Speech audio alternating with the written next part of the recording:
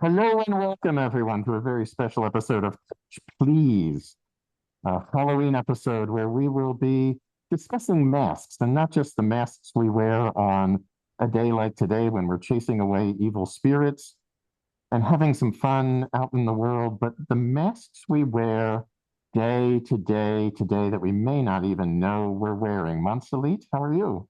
I'm doing great. How are you, Dan? I'm well. And as I'm thinking about it, the whole reason we do these shows is to be real. So let's be real.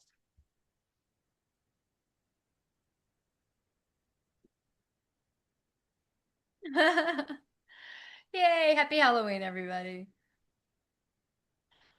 My hair will never live that down. That's okay. I like it messy. Looks good. All right, Okay, there we everybody. go. Whew. Welcome to our final episode of Coach Please, and it's our Halloween edition. How could we not pass up a few good masks for Halloween?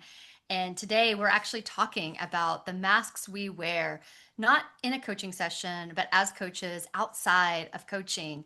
What does it look like? How does it show up? And I think one of the biggest challenges with coaches is as we become a better and better coach, we want to integrate a lot of what we're learning as coaches into our everyday life, right? Because our lifestyle dictates how we coach. But I think sometimes there can be a mask in that place, in that in between place of how we are showing up in our real life and how we're showing up as a coach. And how do we remove the mask so that our personality of who we are and the types of different information and ways we've learned to perceive new things as a coach can come into play and actually become something that's really authentic in our everyday, day to day life. And as you say that, what it reminds me of is the masks we wear, just the same as the masks our client wears, can be so many different roles and responsibilities of those roles, like parent, manager, CEO. And for those of us in the industry, coach is we're out meeting friends and maybe acquaintances of those friends. And they ask, what do you do? And we have, and almost everybody does this. Oh, I am a, and we make the role about who we are as a whole person rather than this is the work I do to help others. And it's funny how I'm thinking about when I'm in those conversations casually and somebody asks that, I notice my coaching role masks come forward a little bit more, and I'm no longer the holistic human being of Dan. Now it's suddenly, oh, I'm this person who listens very intently, and now I'm no longer there in quite the same full way. It's funny you say that because I just had a moment of a thought, which was, what if what what we just were talking about is how the coach comes into the personality of the human being of the person in a in a personal way versus professional way. But what if what really needs to be happening to merge these is we need to be looking at our personality, and as it's growing as an individual from coaching and being coached, we need to somehow integrate that into the coach. I mean, maybe that is really the answer here, because as a coach, how many coaches do you see? We've done all the, we go through, we try to watch demos of coaches, and it's like it's this kind of it's this very professional, unemotional conversation where the coach is, what would you like to get out of today? What is your outcome that you want? And they don't even have a personality in that session. And then you see some of the greats out there who you do see their personality. They're showing up as a coach in their session. They're kind of like laughing a lot with their client. If you've ever watched Marsha Reynolds, I mean, you see her entire personality in these coaching sessions. And so maybe this is really about if you are feeling challenged in the mask between your personal everyday life and then your life as a coach in your profession, maybe this is about how do you bring your personality and who you are as a human into the work you're doing. Yeah, and it's interesting. This concept ties in so many themes from this season, from the coach who isn't investing in self and in personal work to be that evolution where the mask continues to change and evolve, to even what you just touched on there, bringing you, the whole of you and the personality, what we talked about in episode 4 with credentialing calls, of suddenly this piece of paper or the idea of who we have to be suddenly becomes a mask we wear until we own it and embody it in a way that we are a whole human being coming to these things.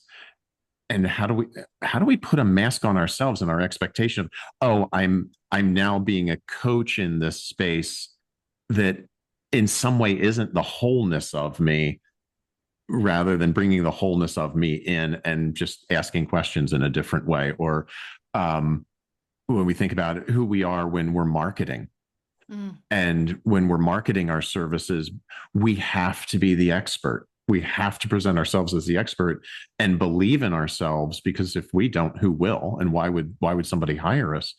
So that shift of, sometimes we have to put on, in this way, it's maybe a fake it till you make it mask of believing in your service and what you're bringing, to be that expert of, I am the best person to help you move forward.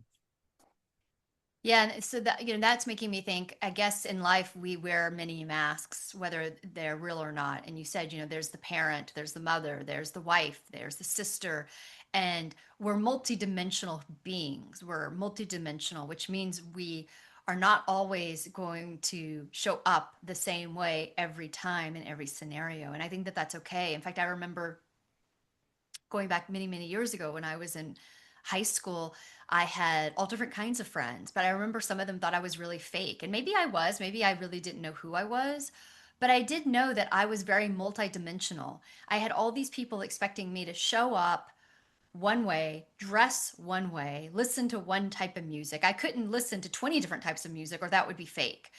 And it just makes me think, I, I'm a multi-human, I'm a multi-dimensional human being. And so if we're asking ourselves to be single, to be a single dimension, then sure, we can be authentic and whole all the time in this one way. But I think that we're more complex than that. And if we are more complex and we are more multidimensional than a lot of people want others to be, how do we show up in that regard where we do have all these different masks? Maybe they're hats we're wearing versus a mask we're wearing. And how do you decipher between the hat you're putting on, the mom hat versus the wife hat versus the mask hat? How do we determine the difference between the hat and the mask? Maybe. That's interesting. So it's coming forward to me is this idea that when we're in a situation, beyond what or who we think we should be or who we're showing up as, what is the energy of that room or the expectation of that room putting on us as the mask we think we should wear in it? And I specifically go to a few years back, probably close to 5 years now. The term that was floating about was code switching. And it was done as a negative of, oh, to be in this room, they expect me to be less than, and I can't be myself in this room. I hear that perspective, but that's full on victim mentality. I've got to call it out. If you want to be in that room, there is a convention of expectation to be in that room. So show up. And if it's within your flexibility of self to say, I'm going to show up and be there and be myself, as much of it's there is a flexibility of self that's beyond a rigid mask. And like, you wouldn't go into a board meeting wearing a swimsuit. You just It's so wouldn't do funny. it. Yeah, and it's funny you say that because that has been even the past 5 years between COVID and now, a lot of, I don't know if it's generational, but a lot of people are like, I can't show up to my job authentic. I can't be the real me. How do I want to be somewhere where I'm the real me. And I think but that's within a limitation, right? I mean, depending on the situation. I mean, it's like I'm not going to go to work every day and expect to be okay to go to the bathroom with the door open, right? There's a boundary there. I'm going to close the door. So why do I need to tell my job? Why do I need to be only authentic when I can share all of my personal sexual encounters with people I work with? Because and some people think this, that like, if I can't be authentic and share everything that's happening and fully transparent with my job, then this isn't the right fit. But then it comes into play like, well, what happens with manners and boundaries? And can't you still have integrity and be authentic with those boundaries? And wow, we've just opened a whole can of different worms going Yeah. on. But getting back to this, we're multidimensional. We're going to have multiple masks. The question is, how do we know if the mask is a title? Like, I'm playing mom and I'm going to be very different as mom than I am as wife, or I'm very different as a teacher at school than I am at home with my kids. Does that mean I'm fake? Does that mean I'm wearing a mask at work because I'm very different at home? I'm cursing every day and I'm doing all this crazy stuff at home, but at work I'm not because I'm a teacher? Like, what does that mean? What do we do? I think it comes down to, again, in that flexibility of the whole self. Yeah, I swear at home all the time. And in certain situations, I won't. Does that mean I'm being less of who I am? Or am I being more of who I am because I know my flexibility and I don't have to swear all the time? I'm not entitled to just because I love to do it over here. And swearing's wonderful, but that doesn't entitle me to do it everywhere. And if I lean on it as a crutch of who I am, and like the authentic me is going to be dropping F bombs left and right. Sometimes I do, sometimes I don't. Um, and what's coming forward is an idea of attachment. Am I attached to it? And in the attachment, am I making myself less than because I'm only Yeah, being able to see myself as one thing in this mask that is supposed to be authentically me when we are all so much broader than that one thing? And is right. it, yeah, attachment comes forward really strongly here of, Well, single dimension too, that you only mm-hmm, have one dimension and this dimension runs your entire life. And listen, I mean, I'm going to challenge anybody out there. When we talk about our authentic self, are we talking about the person that loves to get up every day and works out and loves himself and exercises and eats good? Or are we talking about the other side of you that wants to wake up in the middle of the night and eat sugar and candy and not work out and order in pizza? So which one of those two is your authentic self? Like, they're both your authentic, right? Which means there's not just one self. You are a multi-complex person. And on that note, if we're agreeing on that, which I think you and I are, going back to the coach who is a coach as a profession, and then they're also living their personal life, but they see this greater aspect of growth from being a coach. They're a better listener, they're maybe more patient, and they want to bring both of those together without feeling like it's a forced mask, that it's that they can play the role. They can play these different roles without feeling like they're different people. What would you say? What would be maybe some advice there? I think the first thing that comes up is as we grow and we learn to listen better in this field, we can listen better out in the world. That doesn't mean we have to ask a coaching question to follow it up. We can just listen and receive and be in a conversation with a human being that doesn't have to have an outcome other than presence. I Because then was if about we to say start doing that. then that, yeah. I mean, I was about to say, I don't want to say this word because it's so overused, but what I'm hearing you say is just be present. Bring the presence that you're learning as a coach into your personal life. Yep. That's it. And that's why we hear that word so much, because presence is so important. Mm-hmm.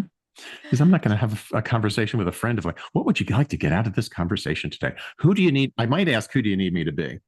Because then that'll tell me, depending on the conversation we're having, like, what do you need from me today? Like, I need coach, or I need my friend, or I need this. And then I Yeah. might more intentionally bring an aspect of self that we might consider a mask forward. But I know who to be then and how to flex into that room versus always being one way of, oh, they want me to coach them right now. So I'm going to get really official. Right. And, like we mentioned in season one, the coach that never turns off. And so if you don't want to be that coach, and so yes, you do want to ask somebody, how do they want you to be, right? A friend, an advisor, a coach, if you're not sure what it is they're looking for so that you don't annoy them. But I think what we could say in this episode is that masks are normal. I'm gonna go on a limb and say, you know what? We're all wearing masks. We use the term mask as a negative, like take your mask off. What are you hiding behind? And I'm going to say we're multidimensional. So I think maybe it's okay to have masks if they are authentic to who you are. And again, we know authenticity is multiple dimensions. And as we play here with multidimensionality, multi perspectives here on Halloween, remember that this thing right here, this is a mask. Your ego self is a mask that's masking your true, higher, authentic soul, spirit self that knows a hell of a lot more than this thing does. The same with our clients. If we can help them unmask the layers of this lived experience to remember who they truly are as a spirit, getting spooky woo woo for Halloween, all bets are off at that point. All possibilities are available, and we live in a universe of pure potentiality. And that's the message for Halloween. So, guys, happy Halloween. We hope it's safe and lots of treats that you'll get. And if you liked this episode, please like it. Please subscribe to our channel. And we would love to know, what mask do you find yourself wearing most often? Pop it down in the comments. We would love to hear what you have to say. And And if you think about, what mask would you like to wear? Yeah. If there's one of that, who would you like to be? What mask would you like to wear? Maybe there's that too. Maybe there's a mask you want to wear. So tell us which ones you're wearing often, or tell us the one you want to be wearing. And before I end, which we thought we were ending, but I'm going to continue. If you want to know more about us, we have a flagship program that offers 16 continuing education credits with the ICF. We also offer demo videos for ICF credential coaching. And we will be back in the spring with season 3 of Coach Please. And we can't wait to see you then. Be well, everybody. Take care. Happy Halloween. Happy Halloween.